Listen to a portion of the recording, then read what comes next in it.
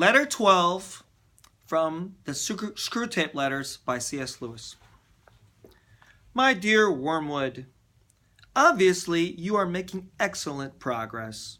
My only fear is, lest in attempting to hurry the patient, you awaken him to a sense of his real position. For you and I, who see that position as it really is, must never forget how totally different it ought to appear to him. We know that we have introduced a change of direction in his course, which is already carrying him out of his orbit around the enemy, but he must be made to imagine that all the choices which have effected this change of course are trivial and revocable. He must not be allowed to suspect that he is now, however slowly, heading right away from the sun on a line which will carry him into the cold and dark of utmost space. For this reason, I am almost glad to hear that he is still a churchgoer and a communicant. I know there are dangers in this, but anything is better than he should realize the break he has made with the first months of his Christian life. As long as he retains externally the habits of a Christian, he can still be made to think of himself as one who has adopted a few new friends and amusements, but whose spiritual state is much the same as it was 6 weeks ago. And while he thinks that, we do not have to contend with the explicit repentance of a definite, fully recognized sin, but only with his vague, though uneasy feeling that he hasn't been doing very well lately. This dim uneasiness needs careful handling. If it gets too strong, it may wake him up and spoil the whole game.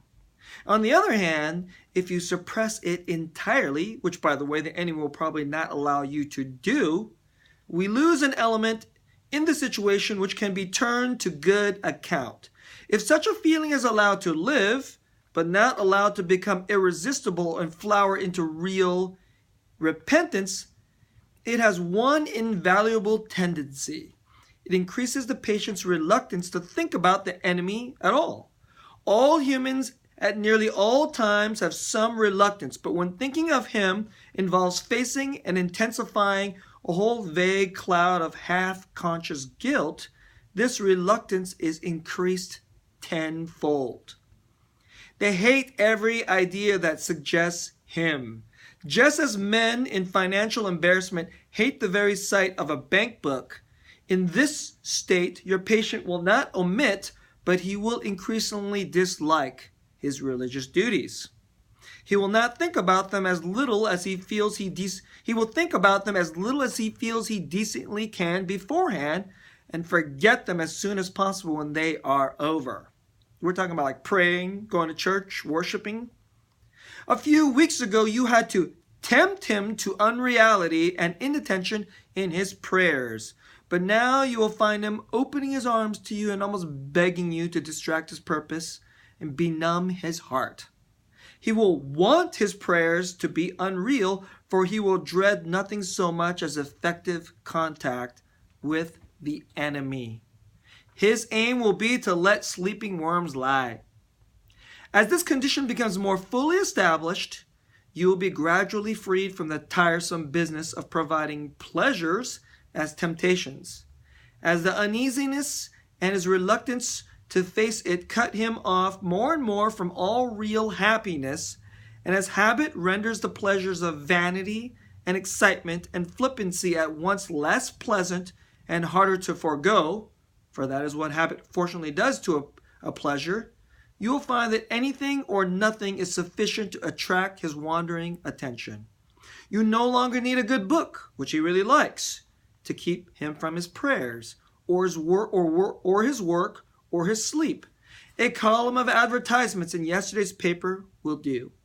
You can make him waste his time not only in conversation he enjoys with people whom he likes, but also in conversations with those he cares nothing about, on subjects that bore him. You can make him do nothing at all for long periods. You can keep him up late at night, not roistering, but staring at a dead fire in a cold room. All the healthy and outgoing activities we want him to avoid can be inhibited and nothing given in return.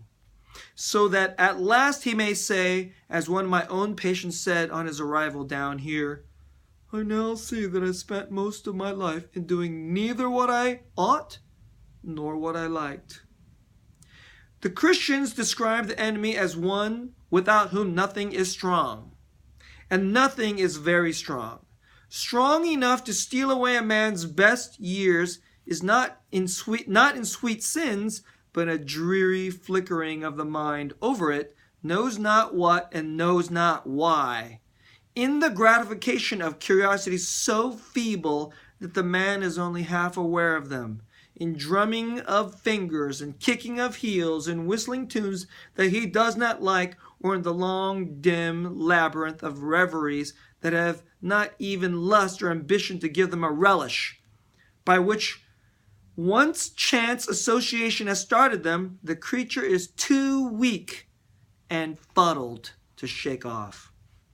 You will say that these are very small sins, and doubtless, like all young tempters, you are anxious to be able to report spectacular wickedness.